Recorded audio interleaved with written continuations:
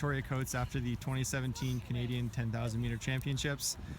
Great race there. Were you just saying off camera that you took the lead with about 4K to go? What was going through your mind at that point?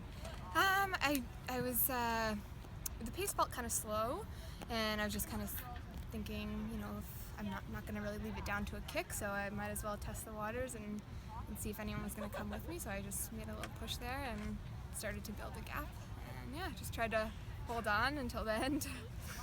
And now racing against some top Canadian women, Myrand and Rachel Hanna. Were you, Yes. I guess, maybe nervous at all going that early in the race? I was a bit nervous doing that, but like I said, I know, you know, leaving it to a kick is not my style. I would at least going for it in the middle. That's giving myself the best possible chance I had to beat those girls, and it ended up working out. Yeah. And you've had a busy week. You were in Oregon on the weekend. How Yes. did that race go, and what was the turnaround like? Yeah, so I did a 5K on the track on Sunday night in Portland, and that race went pretty well. I tied my PB, so it was a little bit disappointing because I kind of thought I was in PB shape there, and I guess it's just a little bit unsatisfactory is kind of the feeling you're left with it. But the good thing about doing that race is it had felt so hard, so fast for me. So coming to the 10K now, the pace is just a bit more relaxed. You have a little bit more time to think about what's happening, and I felt like that kind of helped me feel a bit more confident in this race, I guess, that I was used to that kind of pace work.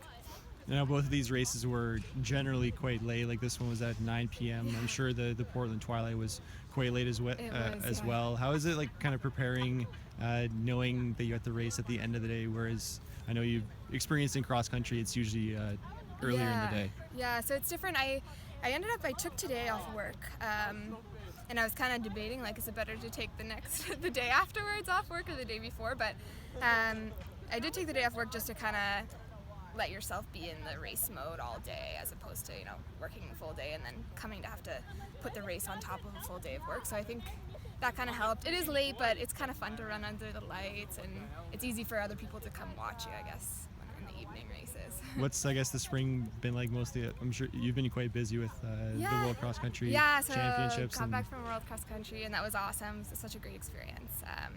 I took a little bit of time off, and then I went and did the Sun Run in Vancouver, and then did the 10K championships on the road, which went quite well. I was third there.